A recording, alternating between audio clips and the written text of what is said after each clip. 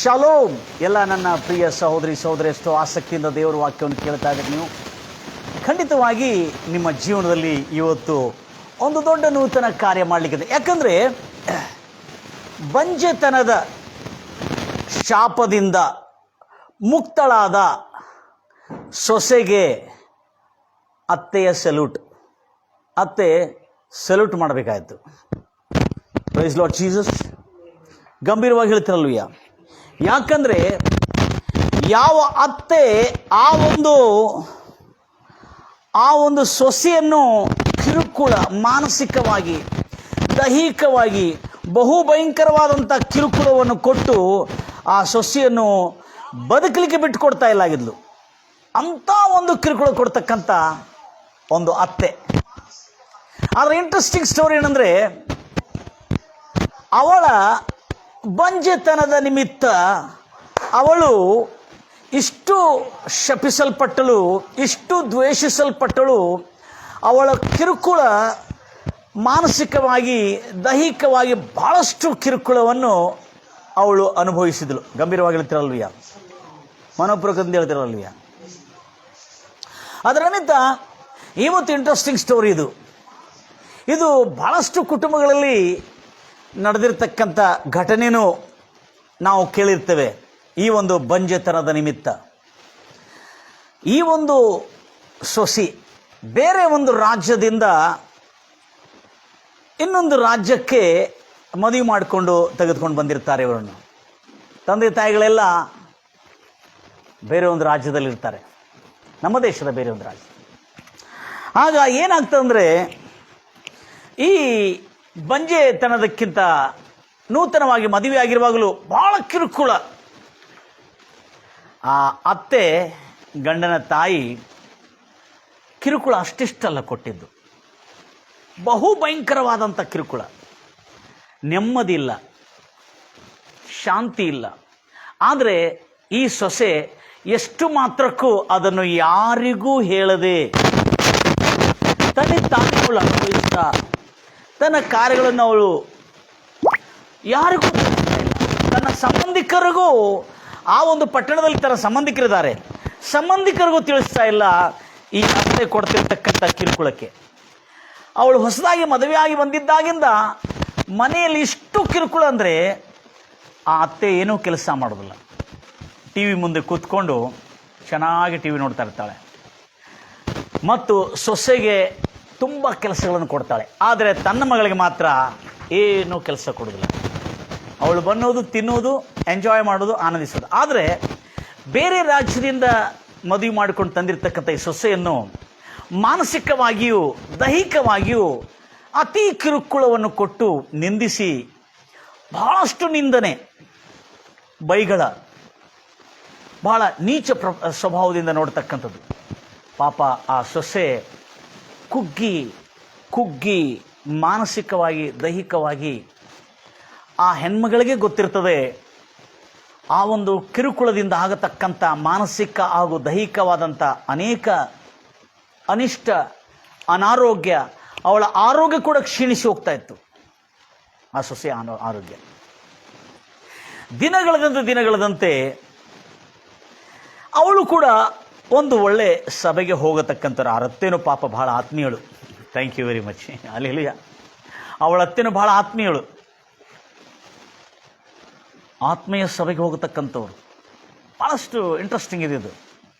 ಇಂಥ ಒಂದು ಆತ್ಮೀಯ ಸಭೆಗೆ ಹೋಗತಕ್ಕಂಥವಳು ಆಗಿದ್ದು ಕೂಡ ಈ ಒಂದು ಬೇರೆ ರಾಜ್ಯದಿಂದ ಕರ್ಕೊಂಡು ಬಂದಿರತಕ್ಕಂಥ ಈ ಸೊಸೆಗೆ ಬಹುಭಯಂಕರವಾದಂಥ ಕಿರುಕುಳ ಕೊಟ್ಟು ಅವಳು, ಆದರೂ ತನ್ನ ಸಂಬಂಧಿಕರು ಆ ಪಟ್ಟಣದಲ್ಲಿ ಇದ್ದರೂ ಕೂಡ ತನ್ನ ಸಂಬಂಧಿಕರಿಗೆ ಒಂದು ಚೂರು ಸುದ್ದಿ ತಗಲತಾಗದಂತೆ ತಾನು ತನ್ನ ಅತ್ತೆ ಕೊಡ್ತಕ್ಕಂಥ ಕಿರುಕುಳ, ಹಿಂಸೆಯನ್ನು ಕೂಡ ಅನುಭವಿಸ್ತಾ ಇದ್ದಳು.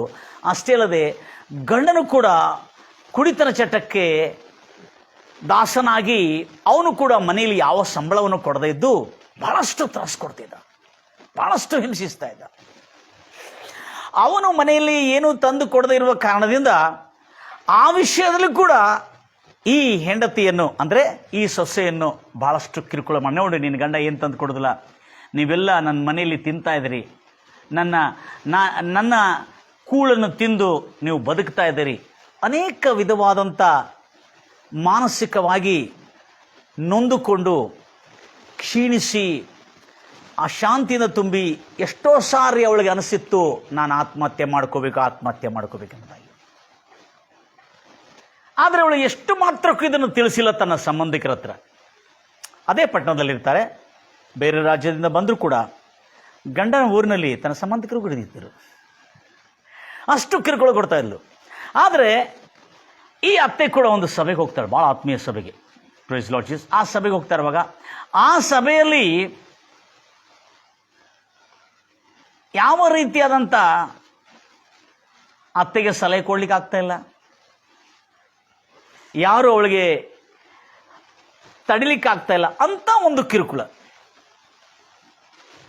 ಈ ಕಿರುಕುಳದಿಂದ ಅವಳು ಬೇಸತ್ತುಕೊಂಡು ಕೆಲವು ಸಾರಿ ತನ್ನ ತವರು ಮನೆಗೆ ಹೋಗ್ತಾಳೆ.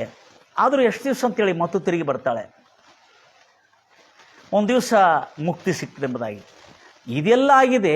ತದನಂತರ ಕೆಲವು ವರ್ಷಗಳು, 1 ಆಯಿತು, 2 ಆಯಿತು, 3 ವರ್ಷಗಳಾಯಿತು. ಅವಳಿಗೆ ಮಕ್ಕಳಿಲ್ಲದ ಕಾರಣದಿಂದ ವೈದ್ಯಕೀಯ ಚಿಕಿತ್ಸೆಗೆ ಹೋದರು.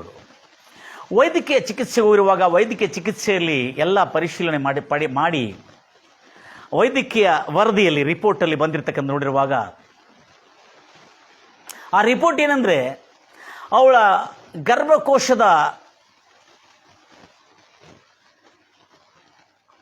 ಫರ್ಟಿಲೈಸಿಂಗ್ ಮಾಡ್ತಕ್ಕ, ಅಂದರೆ ಆ ಮಗುವನ್ನು ಹೇರತಕ್ಕಂಥ ಆ ಗರ್ಭಕೋಶವು ಕೆಲವು ಗುಳ್ಳೆಗಳಿಂದ ತುಂಬಿರುವುದರಿಂದ ಮಗು ಹೇರಲಿಕ್ಕಾಗ್ತಾ ಇಲ್ಲ. ಮತ್ತು ಅನೇಕ ಗುಳಿಗೆಗಳನ್ನು, ಮಾತ್ರೆಗಳನ್ನು ಕೊಟ್ಟರು ಕೂಡ 2-3 ವರ್ಷಗಳು ಅವಳಿಗೆ ಮಕ್ಕಳು ಹುಟ್ಟಿಲ್ಲ. ಸಾಕಾಯ್ತು ಅವಳಿಗೆ. ಆದರೆ ಒಂದು ದಿವಸ ಅವರು ನಮ್ಮ ಗಮನಕ್ಕೆ ಬಂದರು. ಸರ್ ಹೀಗೆ ನನಗೆ ಮಕ್ಕಳು ಹುಟ್ಟಿಲ್ಲ ಅಂತ ತಿಳ್ಕೊಂಡು ಭಾಳಷ್ಟು ಕಿರುಕುಳ ಕೊಡ್ತಾ ಇದ್ದಾರೆ, ತೊಂದರೆ ಕೊಡ್ತಾ ಇದ್ದಾರೆ. ಆದರೆ ಅವರ ಅತ್ತೇನು ಪಾಪ ಒಳ್ಳೆ ಸಭೆಗೆ ಹೋಗ್ತಾ ಇದ್ದಳು, ಭಾಳ ಒಳ್ಳೆ ಸಭೆ. ಪ್ರೈಸ್ ಲಾರ್ಡ್ ಜೀಸಸ್, ಗಂಭೀರವಾಗಿ ಹೇಳ್ತಿರಲ್ವಯ್ಯ, ಒಳ್ಳೆ ಸಭೆಗೆ ಹೋಗ್ತಾ ಇದ್ದಳು. ಹೋಗ್ತಾ ಇದ್ದುಕೊಂಡು ಆ ಸಭೆಯಲ್ಲಿ ಹೋಗ್ತಾ ಇದ್ದುಕೊಂಡು ಕೂಡ ಅವಳು ಕೊಡ್ತಾ ಇದ್ದಳು, ಕಿರುಕುಳ ಕೊಡ್ತಾ ಇದ್ರು ಕೂಡ ಆ ಕಿರುಕುಳವನ್ನು ಸಹಿಸಿಕೊಂಡು ಮುಂದೆ ಸಾಗಿಸ್ತಾ ಇದ್ದಳು ತನ್ನ ಜೀವನವನ್ನು. ಆದರೂ ಇವಳು ಅಷ್ಟಕ್ಕೆ ಅದನ್ನು ಬಿಟ್ಟುಕೊಡಲಿಲ್ಲ. ಹೀಗೆ ದಿನಗಳು ಕಳೆದಂತೆ ಎಷ್ಟೋ ವರ್ಷಗಳಾಯಿತು.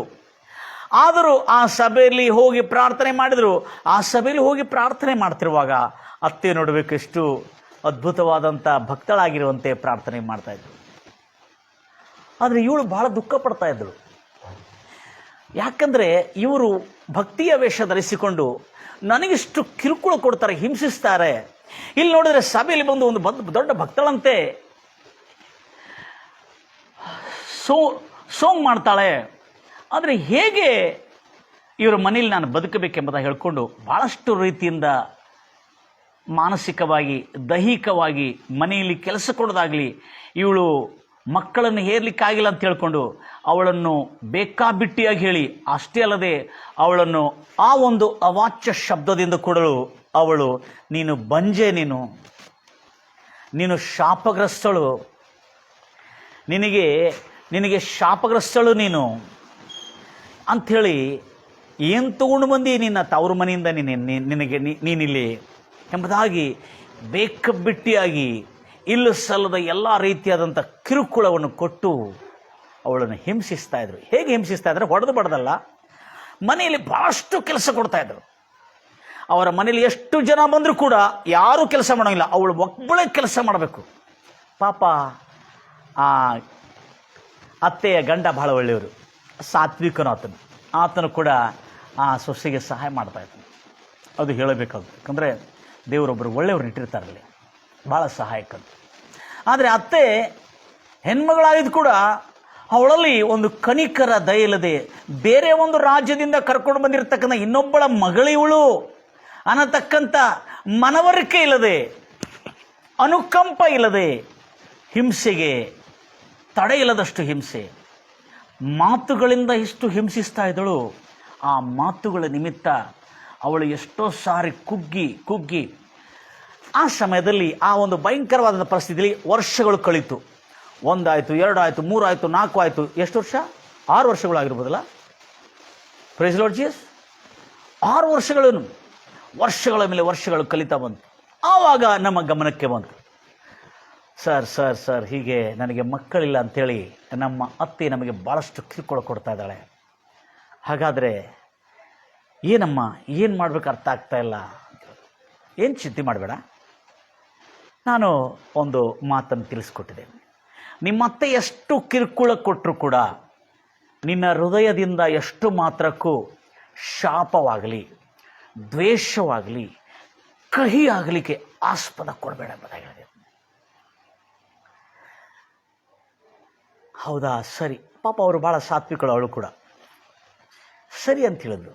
ನಾನು ಹೇಳಿದೆ, ನೀನು ನನ್ನ ಹತ್ರ ಸರಿ ಅಂತ ಹೇಳಿದಲ್ಲ, ಯಾವ ಮನೆಯಲ್ಲಿ ನಿನಗೆ ನಿಂದೆ ಅಪಮಾನ ಬಂದಿದೆ, ಯಾವ ಮನೆಯಲ್ಲಿ ನಿನಗೆ ದುಃಖ ಬಲಹೀನತೆ ಬಂದಿದೆ, ಯಾವ ಮನೆಯಲ್ಲಿ ಮಾನಸಿಕವಾಗಿ ದೈಹಿಕ ಕಿರುಕುಳ ಮಾಡ್ತಾ ಇದ್ರೆ, ಅದೇ ಮನೆಯಲ್ಲಿ ಯೇಸು ಕ್ರಿಸ್ತನು ನಿನ್ನನ್ನು ಮತ್ತು ತಿರುಗಿ ಸನ್ಮಾನಕ್ಕೆ ತಂದು ಅವರು ನಿನ್ನನ್ನು ಗೌರವಿಸುವಂತೆ ಸರ್ವಶಕ್ತನಾದ ದೇವರು ಮಾಡ್ತಾನೆ. ಆದರೆ ನೀನು ಆ ಒಂದು ಅತ್ತೆಯನ್ನು ಎಷ್ಟು ಮಾತ್ರಕ್ಕೂ ದ್ವೇಷಿಸಬೇಡ ಎಂಬುದಾಗಿ ಅವಳಿಗೆ ಬೈಬಲ್ ನೀತಿಯನ್ನು ಸ್ವಲ್ಪ ತಿಳಿಸ್ಕೊಟ್ಟಿದ್ದೆ ನಾನು.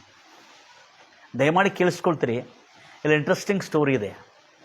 ಯಾಕಂದರೆ ಯಾರಿಂದ ನಮಗೆ ಹಿಂಸೆ ಬರ್ತಾ ಇದೆ, ಯಾರಿಂದ ನಮಗೆ ನಿಂದನೆ ಬರ್ತಾ ಇದೆ, ಯಾರಿಂದ ನಮಗೆ ಅಪವಾದನೆ ಹೊರಿಸ್ತಾ ಇದ್ದಾರೆ, ಯಾರು ನಮ್ಮನ್ನು ಶಾಪಗ್ರಸ್ತರಿಂದ ಬಂಜೆ ಎಂಬುದಾಗಿ ಅವಾಚ್ಯ ಶಬ್ದಗಳಿಂದ, ಬೈಗಳಿಂದ ತೆಗಳಿ ಎಲ್ಲರ ಮುಂದೆ ಕ್ಷೀಮಾರಿಸಿ ಅವಮಾನ ಪಡಿಸ್ತಾ ಇದ್ರು ಕೂಡ ಆ ಸೊಸಿ ಹೃದಯದಲ್ಲಿ ಎಷ್ಟೋ ಕಹಿ ಅಸೂಯೆ ಬಂದರೂ ಕೂಡ ಅವಳು ಬಾಯಿಂದ ಯಾರ ಹತ್ರ ಹೇಳ್ಕೊಳ್ಳಿಕ್ಕಾಗಿಲ್ಲ. ಆದರೆ ಯಾವಾಗ ನಮ್ಮ ಈ ಒಂದು ಸಭೆಗೆ ಬಂದು ತಿಳಿಸಿದ್ರು, ಆವಾಗ ನಾವು ಅವರಿಗೆ ಬಹಳ ಅದ್ಭುತವಾದಂಥ ದೇವರ ವಾಕ್ಯದಿಂದ ಉಂಟಾಗತಕ್ಕಂಥ ಒಂದು ಔಷಧ ಉಪಚಾರವನ್ನು ಈ ಬೈಬಲ್ ಮೂಲಕವಾಗಿ ನೀಡುತ್ತೇವೆ ನಾವು. ಇವತ್ತಿಂದ ನಿನ್ನ ಮನಸ್ಸಿಂದ ಎಷ್ಟು ಮಾತ್ರಕ್ಕೂ ನಿನ್ನ ಅತ್ತೆಯನ್ನು ನೀನು ಕ್ಷಮಿಸಬೇಕಂತೇಳಿ. ಸರಿ, ನಾನು ಕ್ಷಮಿಸ್ತೇನೆ. ಯಾಕಂದರೆ ಅವಳು ಸ್ವಲ್ಪ ಕ್ರೈಸ್ತವತ್ವದಲ್ಲಿ ಇದ್ದವಳಾಗಿದ್ದಳು. ಕ್ಷಮಿಸ್ತೇನೆ. ಯಾಕೆ ಕ್ಷಮಿಸಬೇಕಂದ್ರೆ, ಅವರನ್ನು ಕ್ಷಮಿಸೋದ್ರಿಂದ ನಿನ್ನ ಮನಸ್ಸೊಳಗಿರತಕ್ಕಂಥ ಆ ದ್ವೇಷ, ಆ ಅಸೂಯೆ, ಆ ಕಹಿ, ಆ ವಿಷ ಎಲ್ಲವೂ ಬಿಟ್ಟು ಹೋಗ್ತದೆ. ಇಲ್ಲದಿದ್ದರೆ ನಿನ್ನನ್ನು ಆ ವಿಷ ಬದುಕಲಿಕ್ಕೆ ಕೊಡುವುದಿಲ್ಲರಿ ಎಂಬುದಾಗಿ ಹೇಳಿದೆ ನಾನು. ಎಲ್ಲರೂ ಹೇಳ್ತೀರ ಅಲ್ಲೂಯ್ಯ, ಗಂಭೀರವಾಗಿ ಹೇಳ್ತಿರಲ್ವಯ್ಯ. ಆ ವಿಷಯ ನಿನಗೆ ಎಷ್ಟು ಮಾತ್ರಕ್ಕೂ ಬದುಕಲಿಕ್ಕೆ ಕೊಡೋದಿಲ್ಲ, ನಿನಗೆ ಸುಖವಾಗಿರ್ಲಿಕ್ಕೆ ಕೊಡೋದಿಲ್ಲ, ನಿನಗೆ ನೆಮ್ಮದಿಯಾಗಿರ್ಲಿಕ್ಕೆ ಎಷ್ಟು ಮಾತ್ರಕ್ಕೂ ಕೊಡೋದಿಲ್ಲ ಅದು. ಅದರ ನಿಮಿತ್ತ ನೀನು ಭಾಳ ಜಾಗರೂಕಳಾಗಿ ಆ ವಿಷಯದಲ್ಲಿ ಗಮನಿಸ್ತಾ ಇರಬೇಕು. ಯಾಕಂದರೆ ನಿನ್ನ ದೇವರಾದ ಕರ್ತನು ನಿನ್ನನ್ನು ಯಾವ ಕುಟುಂಬದಲ್ಲಿ, ಯಾವ ದೇಶದಲ್ಲಿ ನೀನು ಅವಮಾನ ಪಟ್ಟಿದೆಯಲ್ಲ, ಅದೇ ದೇಶದಲ್ಲಿ ನಿನ್ನನ್ನು ಸನ್ಮಾನಿಸುವಂತೆ, ಅದೇ ಊರಿನಲ್ಲಿ ನಿನ್ನನ್ನು ಗೌರವಿಸುವಂತೆ ದೇವರು ಮಾಡಲಿಕ್ಕಿದ್ದಾನೆ. Praise the Lord Jesus. ಗಂಭೀರವಾಗಿ ಹೇಳ್ತೀರ ಅಲ್ಲೂಯ್ಯ. ಅದಕ್ಕಾಗಿ ನನ್ನ ಪ್ರಿಯ ಸಹೋದರಿ, ಈ ವಿಷಯದಲ್ಲಿ ನೀವು ಜಾಗರೂಕರಾಗಿ ಗಮನಿಸ್ತೀರಿ. ಯಾಕಂದರೆ ನಿಮ್ಮ ದೇವರಾದ ಕರ್ತನು ನಿಮ್ಮ ಜೊತೆಯಲ್ಲಿದ್ದಾನೆ ಅನ್ನತಕ್ಕಂಥ ಸತ್ಯ ನೀವು ಮರ್ತು ಹೋಗಬಾರದು. Praise the Lord Jesus. ಮನೋಪೂರ್ವಕದಿಂದ ಹೇಳುವ ನನ್ನ ಪ್ರಿಯ ಸಹೋದರಿ, ಎಷ್ಟು ಆಸಕ್ತಿಯಿಂದ ನೀವು ದೇವರ ವಾಕ್ಯವನ್ನು ಕೇಳ್ತಾ ಇದ್ರಿ. ಹಾಗೆ ನೀವು ದೇವರ ವಾಕ್ಯವನ್ನು ಕೇಳೋರಾಗಿರ್ತೀರಿ. ಯಾಕಂದರೆ ನಿಮ್ಮ ಕರ್ತನಾದ ದೇವರು ನಿಮ್ಮ ಜೊತೆಯಲ್ಲಿ ಇವತ್ತು ಅದ್ಭುತವಾದಂಥ ಕಾರ್ಯಗಳನ್ನು ಮಾಡಲಿಕ್ಕಿದ್ದಾನೆ. ಇದೇ ರೀತಿಯಿಂದ ನೀವು ಕೇಳತಕ್ಕಂಥ ಈ ವಾಕ್ಯಗಳನ್ನೆಲ್ಲ ಭಾಳ ಜಾಗರೂಕತೆಯಿಂದ ಕೇಳೋದಾದರೆ ಖಂಡಿತವಾಗಿ ನಿಮಗೆ ಯಾವ ಕೇಡು, ಯಾವ ಉಪದ್ರವವು ಸಂಭವಿಸದಂತೆ ದೇವರು ನಿಮ್ಮ ಯಾವ ದೇಶದಲ್ಲಿ ನೀವು ಅವಮಾನ ಪಾಲರಾಗಿದ್ರಲ್ಲ, ಯಾವ ಕುಟುಂಬದಲ್ಲಿ ನೀವು ದಿಕ್ಕಾಪಾಲಾಗ್ತಾ ಇದ್ರಲ್ಲ, ಅದೇ ಕುಟುಂಬದಲ್ಲಿ ದೇವರು ನಿನ್ನನ್ನು ಕಾಪಾಡಿ ಮತ್ತೊಂದು ಆವರ್ತಿ ಎಬ್ಬಿಸಿ ನಿನ್ನ ಅವಮಾನದ ದಿನಗಳನ್ನು ಸನ್ಮಾನಕ್ಕೆ ಆತನ್ನು ತಿರುಗಿಸಲು ಇನ್ನು ಬಹಳ ದಿನ ಇಲ್ಲ ಎಂಬುದಾಗಿ ಹೇಳಿದೆ. ಆಗ ಆ ಮಗಳು ನಿಜವಾಗಲೂ ಆ ಪೀಡಿತಳಾಗಿದ್ದವಳು ಬಹಳ ಆಸಕ್ತಿಯಿಂದ, ಹೌದಾ ಹಾಗೆ ಆಗ್ತದ, ಹೌದು ಖಂಡಿತವಾಗಿ ಆಗ್ತದೆ. ಅವಳಿಗೆ ನಂಬಿಕೆನೂ ಇತ್ತು, ತುಂಬ ನಂಬಿಕೆ ಇತ್ತು. ಹೌದು, ದೇವರು ಬಹಳ ಒಳ್ಳೆಯವನು, ಆತನು ಎಲ್ಲ ಕಾರ್ಯಗಳನ್ನು ಮಾಡ್ತಕ್ಕಂಥ, ಆತನಿಗೆ ಅಸಾಧ್ಯವಾದದ್ದು ಯಾವುದೂ ಇಲ್ಲ ಅನ್ನತಕ್ಕಂಥ ನಂಬಿಕೆ ಅವಳಿಗಿತ್ತು. Praise the Lord Jesus. ಗಂಭೀರವಾಗಿ ಹೇಳ್ತೀರಲ್ವಯ್ಯ. ನನ್ನ ಪ್ರಿಯ ಸಹೋದರಿ, ಆತನು ನಿಜವಾಗಲೂ ನಿಮ್ಮ ಜೀವನದಲ್ಲಿ ದೊಡ್ಡ ಕಾರ್ಯಗಳು ಮಾಡಲಿ ಎಂಬುದಾಗಿ ನಾನು ಹಾರೈಸ್ತಾ ಇದ್ದೇನೆ. ಯಾಕಂದರೆ ಆತನಂಥ ದೇವರು ಈ ಲೋಕದಲ್ಲಿ ಯಾರೂ ಇಲ್ಲ ಅನ್ನತಕ್ಕಂಥ ಸತ್ಯವು ನಾವೆಷ್ಟು ಮಾತ್ರಕ್ಕೆ ಅದರಿಂದ ವಂಚಿತರಾಗಬಾರದು. ಅದರ ನಿಮಿತ್ತ ಇಷ್ಟು ಕಿರುಕುಳ ನೀಡ್ತಿರ್ತಕ್ಕಂಥ ಈ ಕುಟುಂಬದಿಂದ, ಪ್ರೈಸ್ ದಿ ಲಾರ್ಡ್ ಜೀಸಸ್, ಅವಳು ಆ ಮಾತನ್ನು ಹೇಳಿದೆ. ನಾವು ಹೇಗೆ ಹೇಳಿದೆವು ಅಂದರೆ, ನೀನು ನಿಮ್ಮ ಅತ್ತೆಯನ್ನು ಕ್ಷಮಿಸಬೇಕು. ಕ್ಷಮಿಸಿದಷ್ಟೇ ಅಲ್ಲದೆ ನಿನ್ನ ಮನಸ್ಸೊಳಗೆ ಎಷ್ಟು ಮಾತ್ರಕ್ಕೂ ಅತ್ತೆಯ ವಿಷಯದಲ್ಲಿ ದ್ವೇಷ ಇರುವುದಿಲ್ಲ. ಯಾವಾಗ ನೀನು ಕ್ಷಮಿಸುತ್ತೀಯೋ ಆವಾಗ ನಿನ್ನ ಮನಸ್ಸಿಗೆ ಒಂದು ಅದ್ಭುತವಾದಂಥ ಸಮಾಧಾನ ತುಂಬಿ ಬರ್ತದೆ. ಆವಾಗ ನಿನ್ನ ದೇಹದಲ್ಲಿ ಆರೋಗ್ಯವಾಗಿರ್ತದೆ. ನಾನು ಹೇಳಿದ್ರೆ, ಯಾವತ್ತಿಗೂ ನಿನಗೆ ಎಷ್ಟು ಬೇದರು, ನಿನಗೆ ಎಷ್ಟು ಕಿರುಕುಳ ಕೊಟ್ಟರು, ನಿನ್ನನ್ನು ಎಷ್ಟು ಹಿಂಸಿಸಿದರು, ನೀನು ಎಷ್ಟು ಮಾತ್ರಕ್ಕೂ ಸಂತೋಷವಾಗಿದ್ದೇ ಕೆಲಸ ಮಾಡ್ತಿರೋ, ನಿನ್ನ ಕಾರ್ಯಗಳು ಮಾಡ್ತಿರೋ, ದೇವರು ಅದೇ ಮನೆಯಲ್ಲಿ ನಿನ್ನ ಗರ್ಭವನ್ನು ಆಶೀರ್ವದಿಸಿ 100% ನಿನ್ನನ್ನು ಅದೇ ಮನೆಯಲ್ಲಿ, ಅದೇ ಕುಟುಂಬದಲ್ಲಿ ನಿನ್ನ ಅವಮಾನವನ್ನು ತಿರುಗಿಸಿ ಸನ್ಮಾನಕ್ಕೆ ತರತಕ್ಕಂಥವನಾಗಿರ್ತಾನೆ. ಎಲ್ಲರೂ ಹೇಳ್ತೀರಲ್ವಯ್ಯ? ಹೌದು ನನ್ನ ಪ್ರಿಯ ಸಹೋದರಿ, ಆ ವಚನವನ್ನು ನಾವು ಓದಿಕೊಳ್ಳೋಣ. ಭಾಳ ಅದ್ಭುತವಾದಂಥ ವಚನದಲ್ಲಿ ನಾವು ನೋಡಿದ್ದೇವೆ. ಆದಿಕಾಂಡದಲ್ಲಿ ಆ ಮಾತನ್ನು ನಾವು ಓದಿಕೊಳ್ಳೋಣ. ಏನಂತ ಹೇಳ್ಕೊಂಡ್ರೆ, ಆದಿಕಾಂಡ 30ನೇ ಅಧ್ಯಾಯ 22-23 ನಾವು ನೋಡ್ತಾ ಇದ್ದೇವೆ.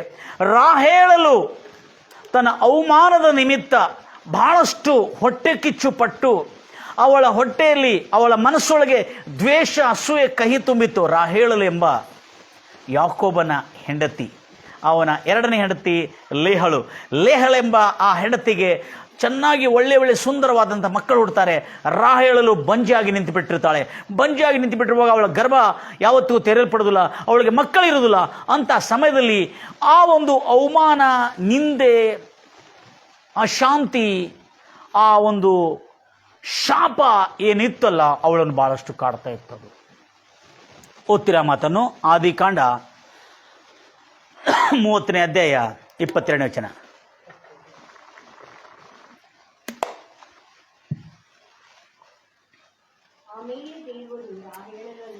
ಆಮೇಲೆ ದೇವರು ರಾಹೇಳಲನ್ನು ನೆನೆಸಿಕೊಂಡು ಆಕೆ ಮೊರೆಯನ್ನು, ಆಕೆ ಕೂಗನ್ನು ಕೇಳಿ, ಆಕೆ ಪ್ರಾರ್ಥನೆಯನ್ನು ಕೇಳಿ ದೇವರು ಆಕೆಗೆ ಮಕ್ಕಳಾಗುವಂತೆ ಆಕೆ ಗರ್ಭವನ್ನು ದೇವರು ತೆರೆದನು. ಆಮೇಲೆ ಆಗ ಆಕೆ ಗರ್ಭಿಣಿಯಾಗಿ, ರಾಹೇಳಲು ಗರ್ಭಿಣಿಯಾಗಿ ಗಂಡು ಮಗುವನ್ನು ಹೆತ್ತು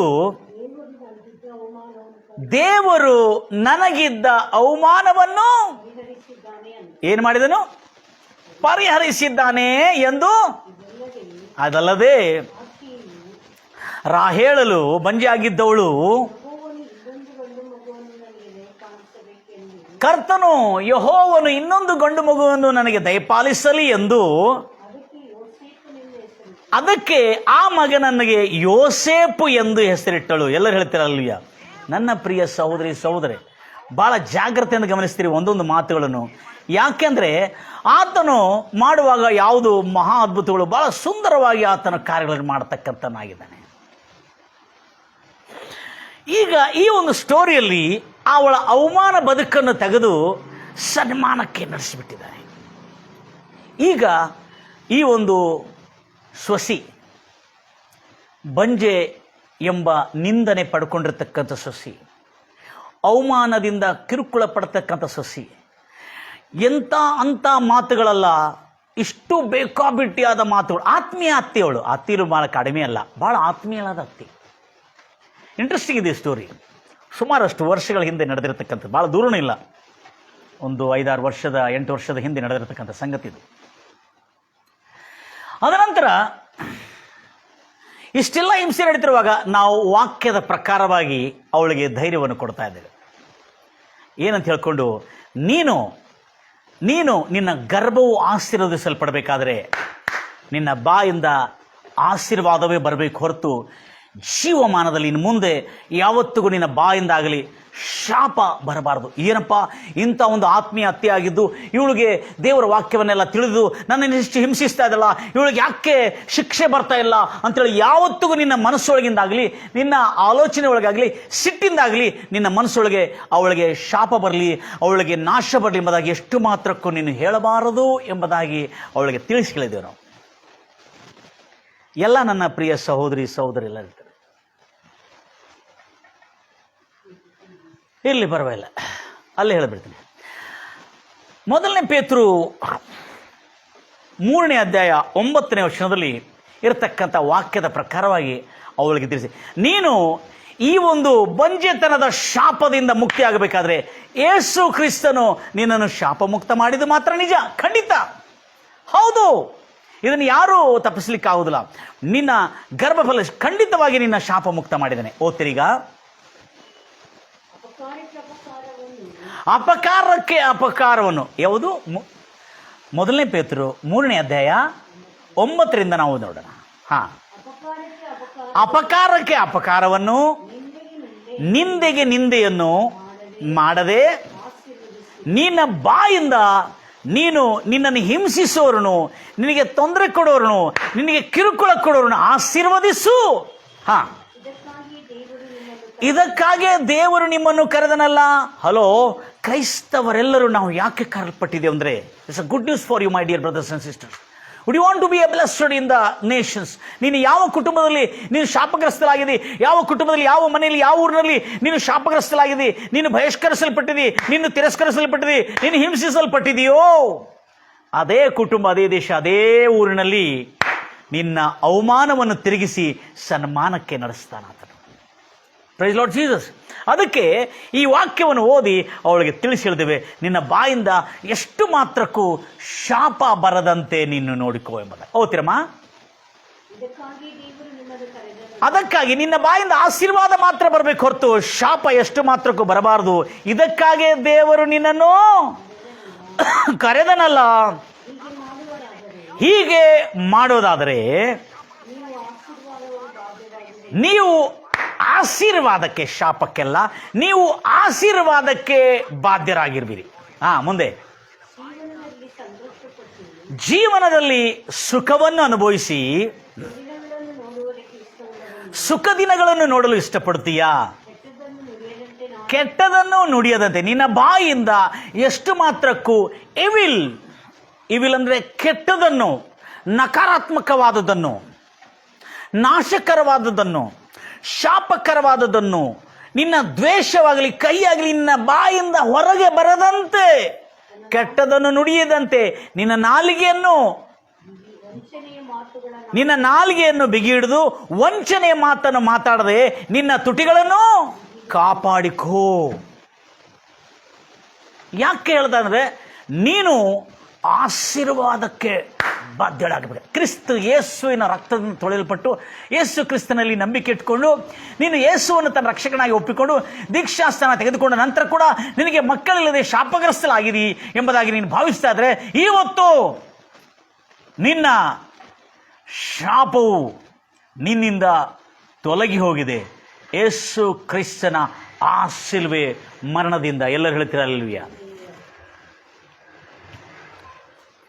ನನ್ನ ಪ್ರಿಯ ಸಹೋದರಿ ಸಹೋದರೇ, ಆವಾಗ ನಾವು ಅವರು ಕಳಿಸ್ಕೊಟ್ಟಿದ್ವಿ. ನಾ ಹೇಳಿದೆ, ನಿನಗೆ ಎಷ್ಟು ಹಿಂಸೆ ಮಾಡಿದ್ರು ಮೊಟ್ಟ ಮೊದಲಾಗಿ ನೀನು ಕ್ಷಮಿಸಬೇಕು. ಈಗ ನನ್ನ ಜೊತೆಯಲ್ಲಿ ನೀವೆಲ್ಲ ಹೇಳ್ತೀರಿ. ಎಷ್ಟು ಜನ ಈ ಒಂದು ವೇದಿಕೆ, ಈ ಒಂದು ಪ್ರಸಾರಣೆ ಮೂಲಕವಾಗಿ ಕೇಳ್ತಿರ್ತಕ್ಕಂಥ ಅನೇಕ ಬಾಧಿತರು, ಅನೇಕ ಕುಟುಂಬಸ್ಥರು, ಅನೇಕ ತಾಯಿ ತಂದೆಗಳು ಕೂಡ ಬಾಧೆ ಪಡ್ತಾ ಇದ್ದಾರೆ, ತನ್ನ ಮಗಳನ್ನು ಬಹಳಷ್ಟು ಹಿಂಸಿಸ್ತಾ ಇದ್ದಾರೆ ಎಂಬುದಾಗಿ ನಾನಿವತ್ತು ಹೇಳ್ತಾ ಇದ್ದೇನೆ. ಅದೇ ಯೇಸು ಕ್ರಿಸ್ತನ ಈ ವಾಕ್ಯಗಳು ನಿಮ್ಮ ಹತ್ರ ಉಲ್ಲೇಖಿಸ್ತಾ ಹೇಳ್ತಾ ಇದ್ದಾನೆ. ಈಗೋ ನಿಮ್ಮ ದುಃಖ ದಿನಗಳು ಸಮಾಪ್ತವಾದವು. Praise the Lord Jesus. ಗಂಭೀರವಾಗಿ ಹೇಳ್ತೀರಲ್ವಯ್ಯ ನನ್ನ ಪ್ರಿಯ ಸಹೋದರಿ ಸಹೋದರೇ. ಈಗ ಇದನ್ನು ಹೇಳಿದ ನಂತರ ಎಷ್ಟು ಮಾತ್ರಕ್ಕೂ ನಿನ್ನ ಬಾಯಿಂದ ಶಾಪವು ಬರಬಾರದು. ಯಾಕಂದ್ರೆ ನೀನು ಸುಖ ದಿನಗಳನ್ನು ನೋಡಲು ಬಯಸ್ತಾ ಇದೀಯಾ? ಹಲೋ ನನ್ನ ಪ್ರಿಯ ಸಹೋದರಿ ಸಹೋದರಿ, ಭಾಳ ಜಾಗ್ರತೆ ನೋಡ್ಕೋದ್ರಿ. ಮೊದಲನೇ ಪೇತ್ರ 3ನೇ ಅಧ್ಯಾಯ 9ರಿಂದ ಭಾಳ ಇಂಟ್ರೆಸ್ಟ್ ಇದೆ. Do you want to see the good days in your life? ಅಚ್ಚೇ ದಿನ ದೇಖನಾ ಚಾಹತೆ ಹೋ? हेलो, अच्छे दिन देखना है तो ये दुनिया में कोई दिखा नहीं सकता तुमको को अच्छे दिन।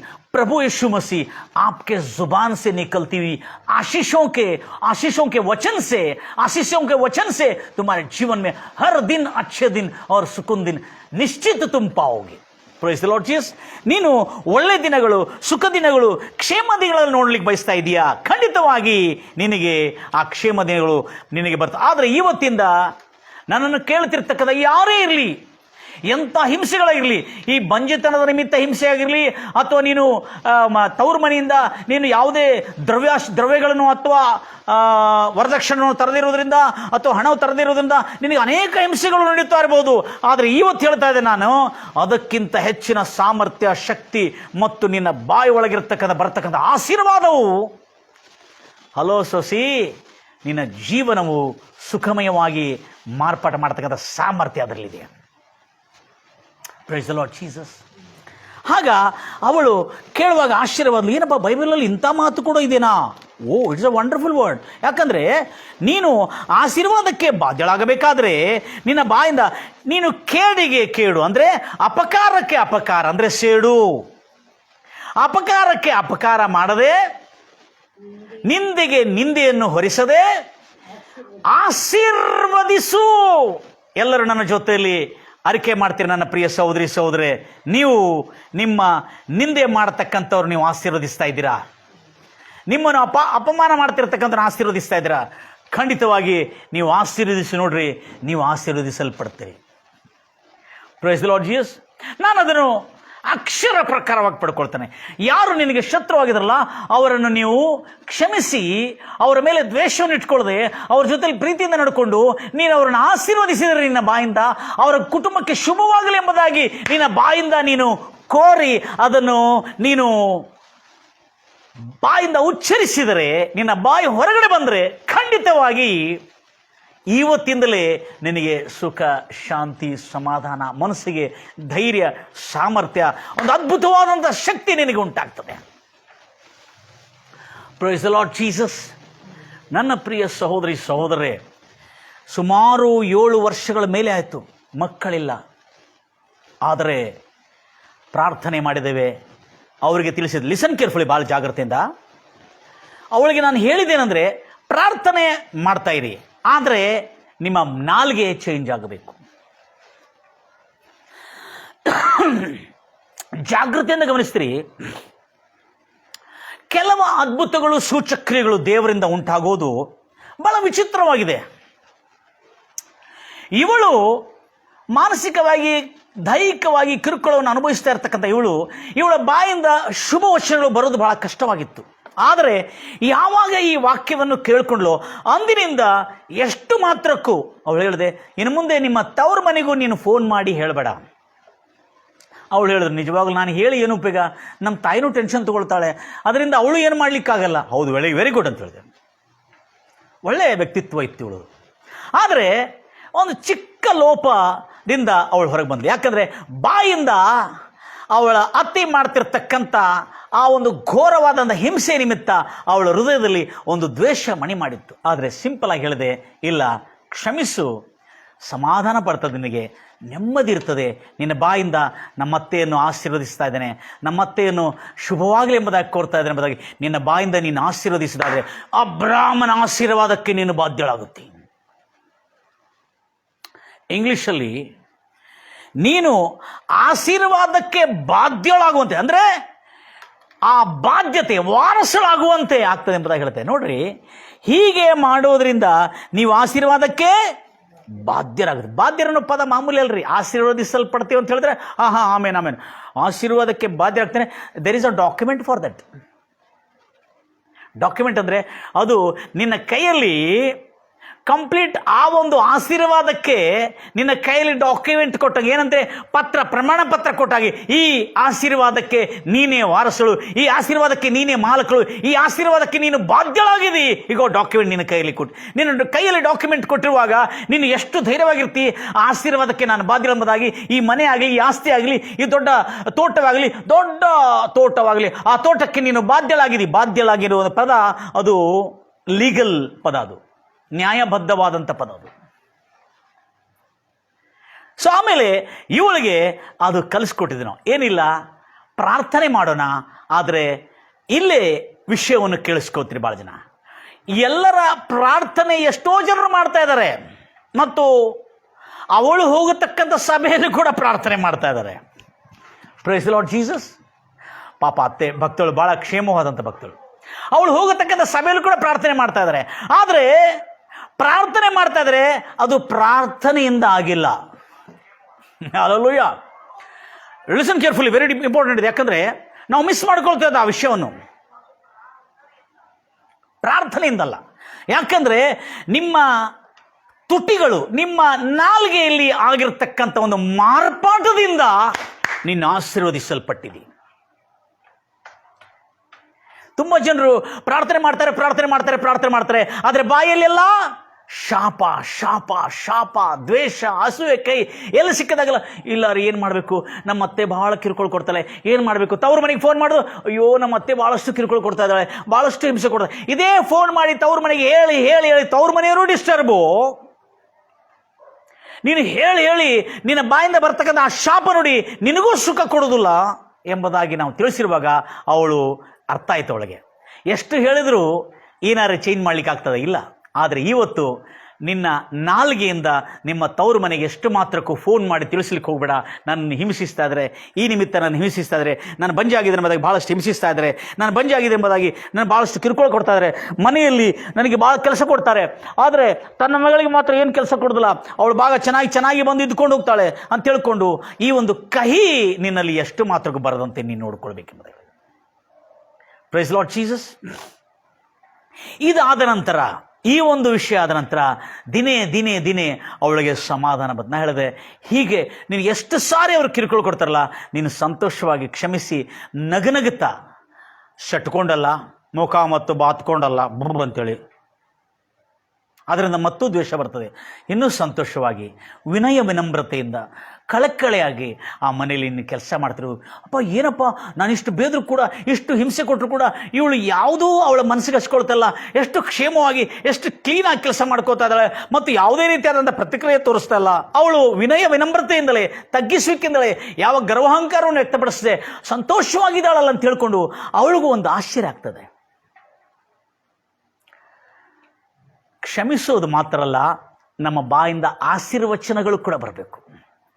ದೆನ್ ಯು ವಿಲ್ ಆಬ್ಲಿಗೇಟ್, ನೀನು ದೇವರನ್ನು ಅನಿವಾರ್ಯವಾಗಿ ನಿನ್ನನ್ನು ಆಶೀರ್ವದಿಸುವಂತೆ ನೀನು ಮಾಡ್ತೀವಿ. ಒಂದು ದೊಡ್ಡ ಸೇವಕಿದ್ದಾರೆ, ಭಾಳ ನಿಗ್ರು ಟೈಪ್ನಲ್ಲಿರ್ತಾರೆ ಅವರು. ಆ ಸೇವಕಿ ಒಂದು ಮಾತು ಹೇಳಿದ್ದು ನನಗೆ ಇವತ್ತಿಗೂ ಭಾಳ ನನ್ನ ಜೀವನದಲ್ಲಿ ಕ್ರಿಯೆ ಮಾಡ್ತಾ ಇದೆ. ಬೆಳಗ್ಗೆ ಎದ್ದ ಕೂಡಲೇ ನಿನಗೆ ಯಾರಾದರೂ ಶತ್ರು ನೆನಪು ಬಂದರೆ you blessed and that enemy ಎಂಬುದಾಗಿ ಹೇಳ್ತಾಳೆ. ಬೆಳಗ್ಗೆ ಎದ್ದ ಕೂಡಲೇ ಯಾರಾದರೂ ಶತ್ರುಗಳು ನಿನ್ನ ಕಣ್ಣು ಮುಂದೆ ಬಂದ ಕೂಡಲೇ, ಅವರು ನೋಡಿದ ಕೂಡಲೇ ಅಥವಾ ನೆನಪು ಬಂದ ಕೂಡಲೇ ನಿನ್ನ ಮನಸ್ಸೊಳಗಿಂದ ಕಹಿ ಅಥವಾ ವಿಷ ನಿನ್ನ ಮನಸ್ಸೊಳಗಿಂದ ಹೊರಗೆ ಬರದಂತೆ ನೀನು ನೋಡ್ಕೋಬೇಕು. ಯಾಕೆ ಅಂದರೆ, ಎಲ್ಲರೂ ಹೇಳ್ತೀರ ಅಲ್ವಯ್ಯ, ನಿನ್ನ ಬಾಯಿಂದ ನೀನು ಆಶೀರ್ವದಿಸಿದೆ ಅಂತ ತಿಳ್ಕೋ. Hello, God will oblige to bless you. The mighty God will obligate to bless you abundantly. ಅಂದ್ರೆ ಅರ್ಥ ಏನು? ಆ ಸರ್ವಶಕ್ತನಾದ ದೇವರು ಮಜ್ಬೂರ್ ಆಗ್ತಾನೆ, ಅಂದ್ರೆ ಅನಿವಾರ್ಯವಾಗಿ ನಿನ್ನನ್ನು ಆಶೀರ್ವದಿಸಬೇಕಾಗ್ತದೆ.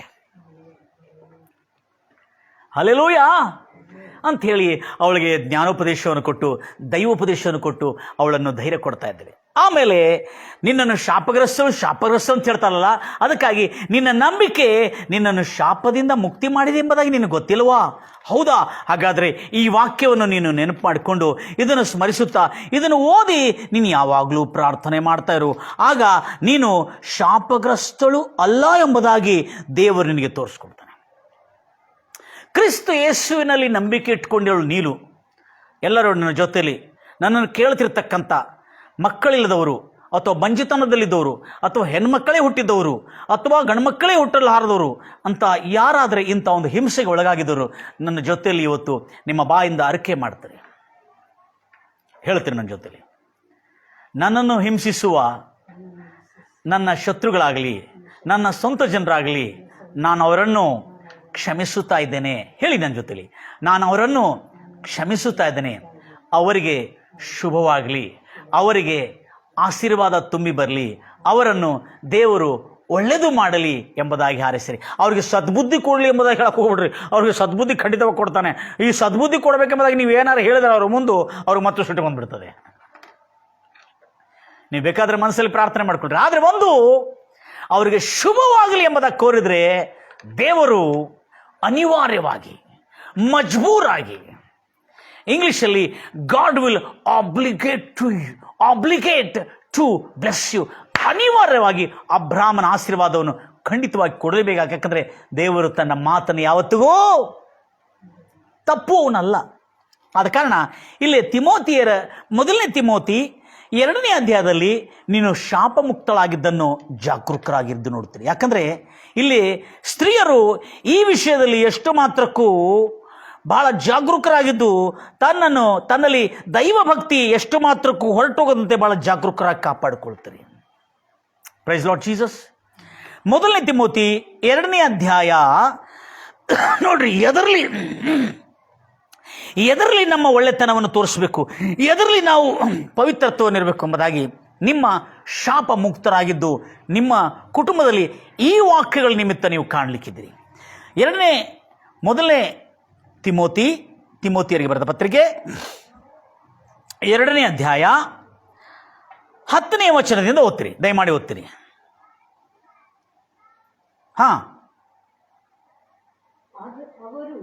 ಆಗ ಅವರು 10 ಆದರೆ ಜಡೆ, ಚಿನ್ನ, ಬೆಲೆಯುಳ್ಳ ವಸ್ತ್ರ ಮುಂತಾದವುಗಳಿಂದ ತಮ್ಮನ್ನು ಅಲಂಕರಿಸುವುದು, ಅಲಂಕರಿಸಿ ನಿಮ್ಮನ್ನು ನೀವು ಅಲಂಕರಿಸಿಕೊಳ್ಳದೆ ದೇವಭಕ್ತನಿಯರು ಎಂದು, ಅಂದರೆ ಆತ್ಮೀಯರು ಎಂದು ಎನಿಸಿಕೊಳ್ಳುವಂತೆ ಮುಂದೆ ಸ್ತ್ರೀಯರಿಗೆ, ಪರಿಶುದ್ಧರೆಂದು ಎನಿಸಲ್ಪಡತಕ್ಕಂಥ ಸ್ತ್ರೀಯರಿಗೆ ಒಳ್ಳೆದಾಗಿರುವ ಪ್ರಕಾರ ಒಳ್ಳೆ ಕ್ರಿಯೆಗಳಿಂದ ಅಲಂಕರಿಸಿಕೊಳ್ಳ್ರಿ. ನನ್ನ ಪ್ರಿಯ ಸಹೋದರಿ, ಯಾರ್ಯಾರನ್ನು ಬಂಜೆ, ಶಾಪಗ್ರಸ್ತಳು, ನೀನೇನು ತಂದಿಲ್ಲ, ದರಿದ್ರಳು ಎಂಬುದಾಗಿ ಹೇಳಿ ನಿನ್ನನ್ನು ಹಿಂಸಿಸ್ತಾ ಇದ್ದಾರಾ? ಇವತ್ತು ನಿನ್ನ ಅಲಂಕಾರ ಏನಾಗಿರ್ಬೇಕಂದ್ರೆ ನಿನ್ನ ಒಳ್ಳೆ ಕ್ರಿಯೆಗಳು, ಒಳ್ಳೆ ನಡತೆಗಳು, ನಿನ್ನ ವಿನಯ, ವಿನಮ್ರತೆ, ಸಾತ್ವಿಕತ್ವ ನಿನ್ನ ಅಲಂಕಾರವಾಗಿರಬೇಕು. Praise the Lord Jesus. ಮುಂದೆ ಓದ್ತೀರಿ. ಸ್ತ್ರೀಯರು ಮೌನವಾಗಿದ್ದು ಪುರುಷರಿಗೆ ಪೂರ್ಣ ವಿಧೇಯರಾಗಿ ಉಪದೇಶವನ್ನು ಕೇಳಬೇಕು. ಹಲೋ, ಜಾಗ್ರತೆಯಿಂದ ಕೇಳ್ತಾರೆ. ಯಾಕಂದ್ರೆ ಸ್ತ್ರೀಯರು ಮೌನವಾಗಿದ್ದು ಪೂರ್ಣ ವಿಧೇಯರಾಗಿ, ಯಾರಿಗೆ? ತನ್ನ ಪತಿಯಂದರಿಗೆ ಪೂರ್ಣ ಅಧೀನರಾಗಿ. ಪ್ರತಿಯೊಂದರಿಗೆ ವಿರೋಧವಾಗಿ ಮಾತಾಡಲ್ಲ. Price Lord Jesus. ಪತಿಯಂದರಿಗೆ ವಿರೋಧವಾಗಿ ಮಾತ್ರ ಪೂರ್ಣ ಅಧೀನವುಳ್ಳವರಾಗಿ ಉಪದೇಶಕ್ಕೆ ಉಪದೇಶವನ್ನು ಕೇಳಬೇಕು. ಆದರೆ ಅವಳು ತಿರುಗಿ ಗಂಡನಿಗೆ ಉಪದೇಶ ಮಾಡೋದಕ್ಕಾಗಲಿ. ಯಾರಿಗೆ ಗಂಡನಿಗೆ ಚರ್ಚಲ್ಲಿ ಉಪದೇಶ ಮಾಡೋದಕ್ಕಾಗಲ್ಲ, ಗಂಡನಿಗೆ ಉಪದೇಶ ಮಾಡೋದಕ್ಕಾಗಲಿ. ಅರ್ಥ ಆಗ್ತದೆ ಈಗ? ಪುರುಷನ ಮೇಲೆ ಅಧಿಕಾರ ನಡೆಸೋದಕ್ಕಾಗಲಿ. ಸ್ತ್ರೀಯರಿಗೆ ಅಪೊಸ್ತಲನಾದ ಪೌಲ್ ಹೇಳ್ತಾರೆ, ನಾನು ಅಪ್ಪನಿಗೆ ಕೊಡುದಿಲ್ಲ. ಅಂದ್ರೆ ಅರ್ಥ ಏನು? ಚರ್ಚಲ್ಲಿ ಉಪದೇಶ ಮಾಡಬಾರ್ದು ಅಂತ ಹೇಳ್ತಾ ಇಲ್ಲ, ಸಂಡೇ ಸ್ಕೂಲಲ್ಲಿ ಉಪದೇಶ ಮಾಡಬಾರ್ದು ಅಂತ ಹೇಳ್ತಾ ಇಲ್ಲ ಸ್ತ್ರೀಯರಿಗೆ, ಅಥವಾ ಸ್ತ್ರೀಯರ ಕೂಟದಲ್ಲಿ ಉಪದೇಶ ಮಾಡಬಾರ್ದು ಅಂತ ಹೇಳ್ತಾ ಇಲ್ಲ, ಸಭೆಯಲ್ಲಿ ಉಪದೇಶ ಮಾಡಬಾರ್ದು ಅಂತ ಹೇಳ್ತಲ್ಲ. ಆದರೆ ನಿನ್ನ ಗಂಡನಿಗೆ ನೀನು ಉಪದೇಶ ಮಾಡಿ ಗಂಡನ ಮೇಲೆ ಅಧಿಕಾರ ನಡೆಸಲು ನಾನು ನಿನಗೆ ಅನುಮತಿಸುವುದಿಲ್ಲ ಎಂಬುದಾಗಿ ಅಪೊಸ್ತಲನಾದ ಪೌಲ್ ಹೇಳ್ತಾ ಇದ್ದಾನೆ. ಇದರಿಂದ ನಾವು ಜಾಗರೂಕರಾಗಿರಬೇಕು. ಮುಂದೆ ಅವರು ಸ್ತ್ರೀಯರು ಈ ವಿಷಯದಲ್ಲಿ ಅಧೀನರಾಗಿರಬೇಕು ಮತ್ತು ಮೌನವಾಗಿರಬೇಕು ಗಂಡನರ ಕಡೆ. ಮೊದಲು ನಿರ್ಮಿತನಾದವನು ಇಲ್ಲಿ ನಾವು ಒಂದು ರೀತಿಯ ಒಂದು ಲಾ ಅನ್ನು ಗಮನಿಸಬೇಕು ನನ್ನ ಪ್ರಿಯ ಸಹೋದರಿ. ಮೊದಲು ನಿರ್ಮಿತನಾದವನು ಆದಾಮನಲ್ಲವೇ? ಆಮೇಲೆ ಅವಳು. ಇದಲ್ಲದೆ ಆದಾಮನು ವಂಚನೆಗೆ ಒಳಬೀಳಲಿಲ್ಲ, ಸ್ತ್ರೀಯು ವಂಚನೆಗೆ ಒಳಬಿದ್ದಾಳೆ. ಸ್ತ್ರೀಯು ವಂಚನೆಗೆ ಒಳಗೆ ಬಿದ್ದು ಅಪರಾಧಿ ಆದಳು. ಆದರೂ ಸರಿಯಾಗಿ ಓದ್ತಮ್ಮ. ಸ್ತ್ರೀಯರು ಮಾನಸ್ವೀಯರಾಗಿ ಅಂದ್ರೆ ಅರ್ಥ ಏನು? ಸ್ತ್ರೀಯರು ಮಾನಸ್ವೀಯರಾಗಿ ನಂಬಿಕೆಯಲ್ಲಿಯೂ, ನೋಡ್ರಿ ಎಷ್ಟು ಚೆನ್ನಾಗಿದೆ. ಸ್ತ್ರೀಯರು ಮಾನಸ್ವೀಯರಾಗಿ ನಂಬಿಕೆಯಲ್ಲಿಯೂ, ಪ್ರೀತಿಯಲ್ಲಿಯೂ, ಪರಿಶುದ್ಧತೆಯಲ್ಲಿಯೂ ನೆಲೆಗೊಂಡಿದ್ದರೆ ಮಕ್ಕಳನ್ನು ಹೇರುವುದರಲ್ಲಿ ರಕ್ಷಣೆ ಹೊಂದೋಳು. ಅವಳ ಶಾಪವು ತೀರಿ ಹೋಗ್ತದೆ. ನನ್ನ ಪ್ರಿಯ ಸಹೋದರಿ ಸಹೋದರರೇ, ನನ್ನನ್ನು ಕೇಳ್ತಿರ್ತದೆ ನನ್ನ ಪ್ರಿಯ ಸಹೋದರಿ ಸಹೋದರೇ, ನೀವು ಏನಿಲ್ಲ ಪ್ರಾರ್ಥನೆ ಮಾಡಿದ್ರು ಕೂಡ ನಮಗೆ ಯಾಕೆ ಇದು ಆಗ್ತಾ ಇಲ್ಲ ಎಂಬುದಾಗಿ ನೀವು ಪ್ರಶ್ನಿಸಬಹುದು. ಪ್ರಾರ್ಥನೆ ಮಾಡ್ತಾ ಇದ್ರೆ ಯಾಕೆ ಆಗ್ತಾ ಇಲ್ಲ ಅಂದರೆ ನಮ್ಮಲ್ಲಿ ಮಾರ್ಪಾಟ ಬರಬೇಕು. ಯಾವ ಮಾರ್ಪಾಟ? ಮನಸ್ವೀಯರಾಗಿ ಅಂದರೆ ಸೆಲ್ಫ್ ಕಂಟ್ರೋಲ್, ಅಂದರೆ ತಾಳ್ಮೆ ಉಳ್ಳವರಾಗಿ. ಹಲ್ಲೆಲೂಯಾ. ಸ್ತ್ರೀಯರು ಮತ್ತೊಂದು ಸಾವಿರ ಮತ್ತೊಂದು ಸಾವಿರ ನಮ್ಮ ಸಹೋದರಿಗೆ ತಿಳಿಸ್ಕೊಡ್ತೇನೆ. ಸ್ತ್ರೀಯರು ಆದರೂ ಸ್ತ್ರೀಯರು ಮಾನಸ್ವೀಯರಾಗಿ ಅಂದರೆ ಸ್ತ್ರೀಯರು ತಾಳ್ಮೆ ಉಳ್ಳವರಾಗಿ ನಂಬಿಕೆ, ಕ್ರಿಸ್ತ ನಂಬಿಕೆಯಲ್ಲಿಯೂ ಮತ್ತು ದೇವರ ಪ್ರೀತಿಯನ್ನು ಸಾರುವುದರಲ್ಲಿಯೂ, ಪ್ರೀತಿಯನ್ನು ವ್ಯಕ್ತಪಡಿಸುವುದರಲ್ಲಿಯೂ, ಪ್ರೀತಿಯನ್ನು ತೋರುವುದರಲ್ಲಿಯೂ ಮತ್ತು ಪವಿತ್ರತ್ವದಲ್ಲಿಯೂ ನೆಲೆಗೊಂಡ, ಪವಿತ್ರತ್ವದಲ್ಲಿ ಅನುಸರಿಸಿ ನಡೆಯುತ್ತಿರುವುದರಿಂದ ಮಕ್ಕಳನ್ನು ಹೇರೋದರಲ್ಲಿ ಅವಳು ಶಾಪಗ್ರಸ್ತರಾಗುವುದಿಲ್ಲ, ಅವಳು ರಕ್ಷಣೆ ಹೊಂದುತ್ತಾಳೆ. ಯಾಕಂದ್ರೆ ಇಲ್ಲಿ ಮಕ್ಕಳನ್ನು ಹೇರಬೇಕಾದ್ರೆ ನೀನು ಪ್ರಾರ್ಥನೆ ಮಾಡೋದ್ರಿಂದ ಅಂತ ಹೇಳ್ತಾ ಇಲ್ಲ. ಇಲ್ಲಿ ನೀನು ನಿನ್ನ ಮನಸ್ಸು ಮಾರ್ಪಾಟವಾಗಬೇಕು. ನಿನ್ನ ಆಲೋಚನೆಯ ಸ್ಥಿತಿಗತಿ, ನಿನ್ನ ಪೂರ್ವದ ಎಲ್ಲ ದುರಾಲೋಚನೆಗಳು, ದ್ವೇಷ ಆಲೋಚನೆ, ಕಹಿ ಆಲೋಚನೆ, ಶಾಪದ ಆಲೋಚನೆ, ನನ್ನನ್ನು ಹಿಂಸಿಸ್ತಿರ್ತಕ್ಕಂಥ ಅತ್ತೆಗೆ ಯಾಕೆ ಸತ್ಯನಾಶ ಆಗ್ತಾ ಇಲ್ಲ ಅಂತೇಳಿ ನಮ್ಮ ಬಾಯಿಂದ ನಕಾರಾತ್ಮಕವಾಗಲಿ, ಶಾಪವಾಗಲಿ, ಅನಿಷ್ಟವಾಗಲಿ, ಸುಳ್ಳಾಗಲಿ, ಮೋಸವಾಗಲಿ ಎಷ್ಟು ಮಾತ್ರಕ್ಕೂ ಹೊರಬರದಂತೆ ನೋಡಿಕೊಳ್ಳಬೇಕು. ಅದಕ್ಕಾಗಿ self controlled with self control ಎಂಬುದಾಗಿದೆ. ಅಂದರೆ ಅರ್ಥ ಏನು? ತಾಳ್ಮೆ ಉಳ್ಳವರಾಗಿ ಕರ್ತನ ನಂಬಿಕೆಯಲ್ಲಿಯೂ, ಪ್ರೀತಿ ತೋರೋದರಲ್ಲಿಯೂ, ಪವಿತ್ರತ್ವದಲ್ಲಿಯೂ ನೆಲೆಗೊಂಡೆ. ಅಂದರೆ ಪವಿತ್ರತ್ವವನ್ನು ಅನುಸರಿಸುತ್ತಾ ಇರುವವರಿಗೆ ಅವರು ಶಾಪಮುಕ್ತನಾಗಿದ್ದಾರೆ ಮತ್ತು ಮಕ್ಕಳನ್ನು ಹೇರೋದರಲ್ಲಿ ಅವರು ರಕ್ಷಣೆ ಹೊಂದ್ತಾರೆ. ಏನು ರಕ್ಷಣೆ ಹೊಂದ್ತಾರೆ? ವಿಮೋಚನೆ ಕಾಂಡ 23 ಮಕ್ಕಳನ್ನು ಹೇರೋದರಲ್ಲಿ, ವಿಮೋಚನೆ ಕಾಂಡ 23, 26 ಹೇಳಲ್ಲ, 23, 25, ವಿಮೋಚನೆ ಕಾಂಡ 23, 25 ಬಹಳ ಅದ್ಭುತವಾದಂಥ ಮಾತು ಅಲ್ಲಿ ಉಲ್ಲೇಖಿಸಲ್ಪಟ್ಟಿದೆ. ನಿನ್ನ ದೇವರಾದ ಯೆಹೋವನೊಬ್ಬನನ್ನೇ ಆರಾಧಿಸಬೇಕು. ಇನ್ನೊಂದು ತರ್ಜಮದಲ್ಲಿ ಸೇವಿಸಬೇಕು. ಇನ್ನೊಂದು ಮಾತಲ್ಲಿ ಅರ್ಥ ಮಾಡಬೇಕಾದ್ರೆ ಆತನ ಮಾತಿಗೆ ಅಧೀನರಾಗಬೇಕು. ನಿನ್ನ ದೇವರಾದ ಕರ್ತನ ಮಾತಿಗೆ ಶರಣರಾಗಬೇಕು, ಅಂದರೆ ಅಧೀನರಾಗಬೇಕು. ಆಗ ನಿಮ್ಮ ದೇವರಾದ ಕರ್ತನನ್ನು ನೀವು ಆರಾಧಿಸಿದರೆ ಆಗ ಆತನು ನಿಮ್ಮ ರೊಟ್ಟಿಯನ್ನು, ಅನ್ನಪಾನಗಳಂದ್ರೆ ಕೇಕ್, ಬಿಸ್ಕೆಟ್ ಇವೆಲ್ಲಲ್ಲ, ಹಲ್ಲೆಲೂಯಾ, ಆಗ ನಿಮ್ಮ ರೊಟ್ಟಿಯನ್ನು ಆಶೀರ್ವದಿಸಿ, ನಿಮ್ಮ ನೀರನ್ನು ಆಶೀರ್ವದಿಸಿ, ನಿಮ್ಮ ಒಳಗಿಂದ ಮಾರಕ ರೋಗಗಳನ್ನು, ವ್ಯಾಧಿಗಳನ್ನು ತೆಗೆದುಹಾಕುತ್ತಾನೆ ಎಂಬುದಾಗಿದೆ. Even the healing is there if you surrender your life to the word of God. ನಿನ್ನ ದೇಶದಲ್ಲಿ ನೋಡ್ರಿ, ಯಾವುದರಿಂದ ರಕ್ಷಣೆ ನಿನಗೆ? ಗರ್ಭಸ್ರಾವವಾಗಲಿ. ನಿಮ್ಮ ದೇಶದಲ್ಲಿ ಗರ್ಭಸ್ರಾವ ಅಂದ್ರೆ ಅಬಾರ್ಷನ್, ಕನ್ನಡದಲ್ಲಿ, ಸ್ಪಷ್ಟ ಕನ್ನಡದಲ್ಲಿ ಗರ್ಭಸ್ರಾವವಾಗಲಿ, ಬಂಜೆತನವಾಗಲಿ ಇರುವುದೇ ಇಲ್ಲ. ನಿನ್ನ ದೇಶದಲ್ಲಿ ಗರ್ಭಸ್ರಾವವಾಗಲಿ, ಬಂಜೆತನವಾಗಲಿ ಇರುವುದೇ ಇಲ್ಲ. ನಿಮಗೆ ತೃಪ್ತಿ ಉಳ್ಳ ದೀರ್ಘಾಯುವನ್ನು ನಾನು ಅನುಗ್ರಹಿಸುತ್ತೇನೆ.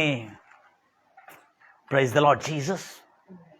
ನನ್ನ ಪ್ರಿಯ ಸಹೋದರಿ ಎಷ್ಟು ಆಸಕ್ತಿಯಿಂದ ದೇವರ ವಾಕ್ಯವನ್ನು ನೀವು ಕೇಳ್ತಾ ಇದ್ದಾರೆ, ಖಂಡಿತವಾಗಿ ನಿಮ್ಮ ಜೀವನದಲ್ಲಿ ಇವತ್ತಿಂದ ನಿನ್ನ ಬಂಜೆತನದಿಂದ ಉಂಟಾಗಿರ್ತಕ್ಕಂಥ ಅವಮಾನವಾದ ದಿನವು ನೀನು ಸಂಪೂರ್ಣವಾಗಿ ಮುಕ್ತಳಾಗಿದೆ. ಅದಕ್ಕಾಗಿ ಶಾಪ ಮುಕ್ತಳಾದ, ಬಂಜೆತನದ ಶಾಪ ಮುಕ್ತಳಾದ, ಬಂಜೆತನದಿಂದ ಅಂದ್ರೆ ನೋಡಿ ಎಷ್ಟು ಚೆನ್ನಾಗಿದೆ ಅದು, ಬಹಳ ಚೆನ್ನಾಗಿ. ಬಂಜೆತನದ ಶಾಪದಿಂದ ಮುಕ್ತಳಾದ ಸೊಸೆಗೆ ಅತ್ತೆ ಲಾಸ್ಟ್ಗೆ ಸೆಲ್ಯೂಟ್ ಮಾಡಬೇಕಾಯಿತು. ಈ ವಾಕ್ಯಗಳನ್ನೆಲ್ಲ ಕೇಳಿಕೊಂಡು ತಮ್ಮ ಜೀವನದಲ್ಲಿ ಅವಳು ಪರಿಪೂರ್ಣವಾಗಿ ಇದಕ್ಕೆ ಸರೆಂಡರ್. ನಾ ಹೇಳಿದೆ, ನಿನ್ನ ಜೀವನದಲ್ಲಿ ಸುಖ ಶಾಂತಿ ಬೇಕಾ? ಹೌದು. ಆನಂದ ಬೇಕಾ? ಹೌದು. ಅವರು ಎಷ್ಟು ನಿಂದೆ ಮಾಡಿದ್ರು ನಿನ್ನ ಮನಸ್ಸಿಗೆ ನೀನು ಡಲ್ ಆಗದಂತೆ, ನೀನು ಕುಸಿದು ಹೋಗದಂತೆ, ನೀನು ಮನಮುರಿದವಳಾಗಿ ಆಗಬಾರ್ದೆಂಬುದಾಗಿ ನೀನು ಇಷ್ಟಪಡ್ತೀಯ. ಹಾಗಾದರೆ ಈ ಜೀವನದ ಮೌಲ್ಯಗಳನ್ನು ಪಾಲನೆ ಮಾಡು. ನೀನು ಯೇಸು ಕ್ರಿಸ್ತನು ಕಲಿಸ್ಕೊಟ್ಟಿರ್ತಕ್ಕಂಥ ಮತ್ತು ಅಪೊಸ್ತಲ ಪೌಲು ಸಂತರು ಕಲಿಸ್ಕೊಟ್ಟಿರ್ತಕ್ಕಂಥ ಈ ಜೀವನದ ಮೌಲ್ಯಗಳನ್ನು ಪಾಲನೆ ಮಾಡು. ಖಂಡಿತವಾಗಿ ನೀನು ಗರ್ಭಧರಿಸಿ ಅದೇ ಮನೆಯಲ್ಲಿ ನೀನು ಮಕ್ಕಳನ್ನು ಹೇರಿ ಆ ಕುಟುಂಬದಲ್ಲಿ ಯಾವ ಮನೆಯಲ್ಲಿ ನಿನ್ನನ್ನು ಅವಮಾನಿಸಿದರೆ ಅದೇ ಮನೆಯಲ್ಲಿ ಸನ್ಮಾನಿಸುವಂತೆ ದೇವರು ನಿನಗೆ ಮಾಡುತ್ತಾನೆ. Praise the Lord Jesus. ನನ್ನ ಪ್ರಿಯ ಸಹೋದರಿ ಸಹೋದರೇ, ಇವತ್ತು ಖಂಡಿತವಾಗಿ ನಾನು ನಂಬುತ್ತೇನೆ, ನನ್ನನ್ನು ಕೇಳ್ತಿರ್ತಕ್ಕಂಥ ಎಲ್ಲ ನನ್ನ ಪ್ರಿಯ ಸಹೋದರಿ ಸಹೋದರು ತನ್ನ ಅತ್ತೆಯಿಂದ ಗಂಡನ ಮನೆಯಲ್ಲಿ ಕಿರುಕುಳವನ್ನು ಪಡ್ಕೊಂಡು, ಹಿಂಸೆಗಳನ್ನು ಪಡ್ಕೊಂಡು, ನಿಜವಾಗ್ಲೂ ಪ್ರಾಮಾಣಿಕವಾಗಿಯೂ ಅವರು ಪ್ರಾಮಾಣಿಕವಾಗಿದ್ದು ಅವರು ಸಹಿಸಿಕೊಂಡಿದ್ದು ಇವೆಲ್ಲಗಳನ್ನು ಭರಿಸಿಕೊಳ್ಳಬೇಕೆಂಬುದಾಗಿ ಬರೆಯಲ್ಪಟ್ಟಿದೆ. ಆದರೆ ಅದಕ್ಕೆ ವಿರೋಧವಾಗಿ ವ್ಯಕ್ತಪಡಿಸಿದರೆ ಅದು ನಿಮಗೆ ಶ್ಲಾಘನೀಯವಾಗುವುದಿಲ್ಲ. ಯಾಕಂದರೆ ಇಲ್ಲಿ ಬೈಬಲ್ ನೀತಿ ಅದು ದೇವರ ರಾಜ್ಯದ ನೀತಿಯಾಗಿದೆ ಹೊರತು ಈ ಲೋಕದ ನೀತಿ ಅಲ್ಲ. ಅದಕ್ಕೆ ಇಲ್ಲಿ ಈ ಲೋಕದ ನೀತಿ ನಮ್ಮೊಳಗೆ ಬರದಂತೆ ನೋಡ್ಕೊಳ್ಬೇಕು. ನನ್ನ ಕಳಕಳೆಯ ವಿನಂತಿ ಎಲ್ಲ ಸಹೋದರಿ ಸಹೋದರರಲ್ಲಿ, ಈ ಲೋಕದ ನೀತಿ ಏನು ಹೇಳ್ತದೆ? ಸ್ತ್ರೀ ಪುರುಷರಿಗೆ ಸಮಾನ ಇದೆ, ಅದಕ್ಕಾಗಿ ನಾವೇನು ಪುರುಷರಿಂದ ಕಡಿಮೆ ಇಲ್ಲ, ನಾವು ಪುರುಷರಿಂದ ಕಡಿಮೆ ಇಲ್ಲ ಅಂತೇಳಿ ಸ್ತ್ರೀ ಪುರುಷರ ಸಮಾನವಂತೇಳಿ ಸ್ತ್ರೀ ಪುರುಷನಿಗೆ ವಿರೋಧವಾಗಿ ಉಪದೇಶ ಕೊಡಲು, ಮಾತಾಡಲು ಅಥವಾ ವಿರೋಧವಾಗಿ ಪ್ರತಿಭಟನೆ ಮಾಡಲು ಹೋಗಿರುವಾಗ ಅಲ್ಲೇ ತನ್ನ ಕೌಟುಂಬಿಕ ಜೀವನ ಪತನ ಆಗ್ತದೆ. Praise the Lord Jesus. ನನಗೆ ಜಾಬ್ ಇದೆ, ನನಗೆ ಗೌರ್ಮೆಂಟ್ ಸರ್ವೆಂಟ್ ಇದ್ದೀನಿ, ಅಥವಾ ನಾನು ಭಾಳ ಉದ್ಯೋಗಸ್ಥಳು, ನನ್ನ ತಂದೆ ಭಾಳ ದೊಡ್ಡ ಶ್ರೀಮಂತನು, ನನಗೇನು ಕಡಿಮೆ ಇಲ್ಲ, ಈ ಗಂಡ ಇದ್ರೂ ಒಳ್ಳೆಯದು ಇಲ್ಲದಿದ್ರೂ ಒಳ್ಳೆಯದು ಎಂಬುದಾಗಿ ಹೇಳ್ಕೊಂಡು ಆ ಗಂಡನ ಮೇಲೆ ತನಗಿರ್ತಕ್ಕಂಥ ಆಸ್ತಿ ಪಾಸ್ತಿಗಳ ಮೇಲೆ ಇರ್ತಕ್ಕಂಥ ಗೊಮಾನು ಅಹಂಭಾವನೆಯಿಂದ ನಿಮ್ಮ ಕುಟುಂಬಕ್ಕೆ ಹಾಳಾಗಲಿಕ್ಕೆ ಆಸ್ಪದ ಕೊಡಬೇಡ. ಅದಕ್ಕಾಗಿ ಸ್ಪಷ್ಟವಾಗಿ ಹೇಳಲಾಗಿದೆ, ಸ್ತ್ರೀಯರೇ ಆದಾಮನು ಮೊದಲು, ಅದಕ್ಕಾಗಿ ಆದಾಮನು ಮೊದಲಾಗಿರುವಾಗ ನೀವೇನು ಮಾಡ್ತೀರಿ? ನಿಮ್ಮ ಪುರುಷರಿಗೆ ಅಧೀನರಾಗಿರ್ತೀರಿ. ಮತ್ತು ನಿಮ್ಮ ಕುಟುಂಬದಲ್ಲಿರ್ತಕ್ಕಂಥ ಎಲ್ಲ ಹಿರಿಯರು ಎಷ್ಟು ಹಿಂಸಿಸಿದ್ರು ಅವ್ರಿಗೂ ಅಧೀನರಾಗಿರ್ತೀರಿ. ಆದರೆ ನಿನ್ನ ಬಾಯಿಂದ ಶುಭ ವಚನಗಳು, ಆಶೀರ್ವಚನಗಳು ಹೋಗುವುದಾದರೆ ತದನಂತರ ನೀವು ಕಲ್ಪನೆ ಮಾಡಲಿಕ್ಕಾಗಲ್ಲ. ನನ್ನ ಪ್ರಿಯ ಸಹೋದರಿ ಸಹೋದರೇ, ಯಾವ ಸೊಸೆ ಈ ವಾಕ್ಯಗಳನ್ನು ಕೇಳಿ ಪ್ರಾರ್ಥನೆ ಮಾಡ್ತಾ ಇದ್ದಾರೆ ಭಾಳ ಜನ, ಆದರೆ 7 ವರ್ಷದಿಂದ ಅವ್ರಿಗೆ ಮಕ್ಕಳು ಹುಟ್ಟಿಲ್ಲ. ಆದರೆ ಅವಳು ಯಾವಾಗ ತನ್ನ ಬಾಯಿಂದ ಶಾಪವನ್ನಾಗಲಿ, ನಾಶವನ್ನಾಗಲಿ, ದ್ವೇಷವನ್ನಾಗಲಿ ತನ್ನ ಬಾಯಿಂದ ಹೊರಬರದಂತೆ ಆಶೀರ್ವಚನಗಳು ನೋಡಿಕೊಳ್ತಾ ಹಾಗೇ ಸಂತೋಷವಾಗಿರೋದ್ರಿಂದ ಅವಳು ಕೆಲವೇ ವರ್ಷ, ಆ ವರ್ಷದಲ್ಲಿ ದೇವರ ವಾಕ್ಯವನ್ನು ಕೇಳಿರೋ ವರ್ಷ ಆದ ನಂತರ ಅವಳು ಗರ್ಭಧಾರಣೆ ಮಾಡಿದಳು. ಆ ಶುಭದಿಂದ ಹೇಳ್ತಿರಲ್ಲ. ಅದಕ್ಕಾಗಿ ನನ್ನ ಪ್ರಿಯ, ನಿನ್ನ ವೈದ್ಯ ವ್ಯಾಧಿಯನ್ನು ಇರದಂತೆ ಮಾಡಿ ನಿನ್ನನ್ನು ಸುಕ್ಷೇಮ ದೊರಕುವಂತೆ ಮಾಡ್ತಾನೆ.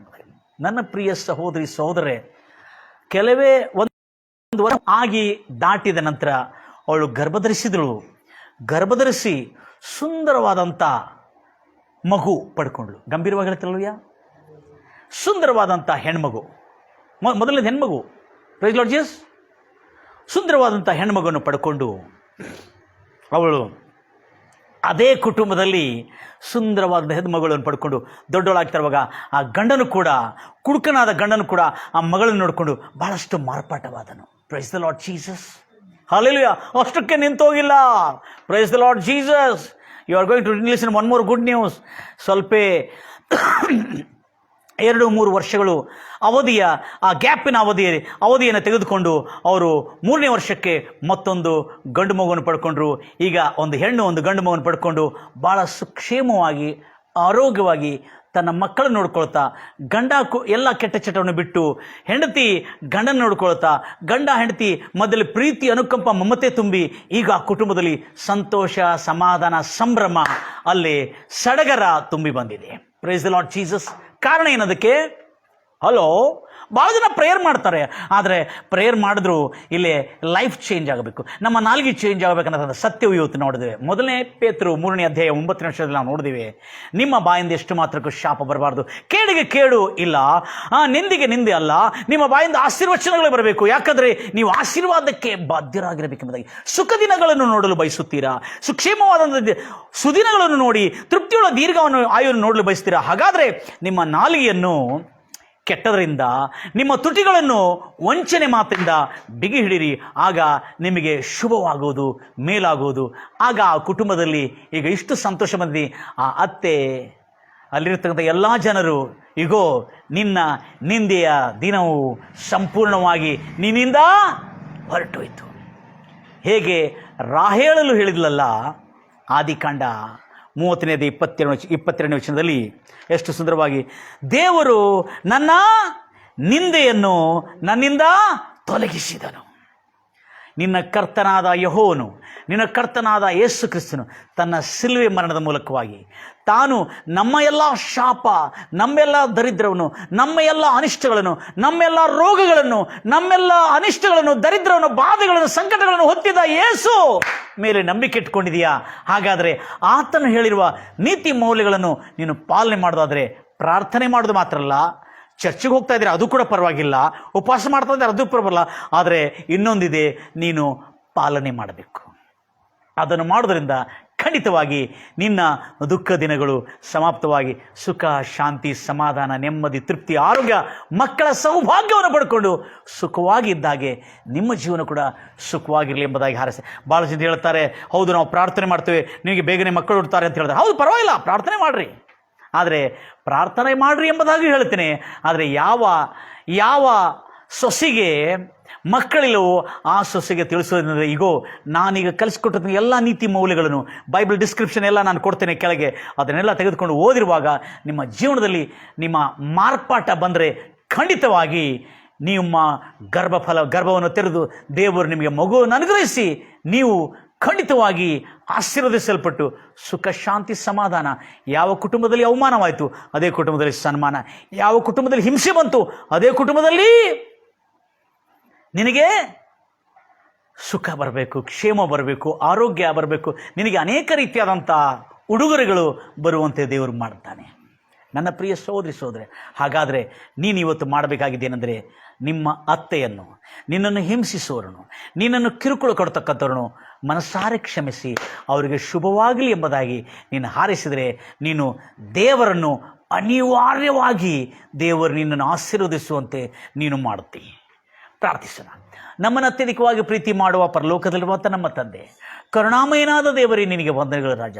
ಅದ್ಭುತವಾದಂಥ ವಚನಗಳಿಂದ ಕರ್ತನೆ ಈ ಕುಟುಂಬಗಳನ್ನು ಆಶೀರ್ವದಿಸು ರಾಜ. ಎಷ್ಟೋ ಜನರು ಕರ್ತನೆ, ಸೊಸೆಯಂದರು ಕರ್ತನೆ ಬಾಧಿಸಲ್ಪಡ್ತಾ ಇದ್ದಾರೆ, ಪೀಡಿಸಲ್ಪಡ್ತಾ ಇದ್ದಾರೆ, ವಿಧವಾದಂಥ ಕಾರ್ಯಗಳಿಂದ ಹಣ ತರಲಿಲ್ಲ ಎಂಬುದಾಗಿ ಕರ್ತನೆ, ವಿಶೇಷವಾಗಿ ಕರ್ತನೆ ಆ ಕುಟುಂಬದಲ್ಲಿ ಬಡತನದ ಕುಟುಂಬದಿಂದ ಬಂದಿರತಕ್ಕಂಥ ಸೊಸೆಯಂದರಿಗೆ ಎಷ್ಟೋ ರೀತಿಯಾದಂಥ ಹಿಂಸೆಗಳು, ಕಿರುಕುಳಗಳು ನೀಡ್ತಾ ಇದ್ದಾರೆ.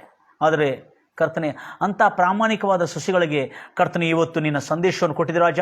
ಯಾರ್ಯಾರು ಪ್ರಾಮಾಣಿಕರಾಗಿಲ್ಲವೋ ಅವರೆಲ್ಲರೂ ಪ್ರಾಮಾಣಿಕರಾಗಿದ್ದು ಕರ್ತನೆ, ಅವರ ಬಂಜತನದಿಂದ ಅವರಿಗೆ ಬಿಡುಗಡೆ ಮಾಡು ಕರ್ತನೆ, ಅವರಿಗಿರುವ ಹಿಂಸೆಗಳನ್ನು ತೆಗೆದಾಕಿ ಕರ್ತನೆ, ಅವರ ದುಃಖ ದಿನಗಳನ್ನು ಸಮಾಪ್ತಗೊಳಿಸಿ ಕರ್ತನೆ.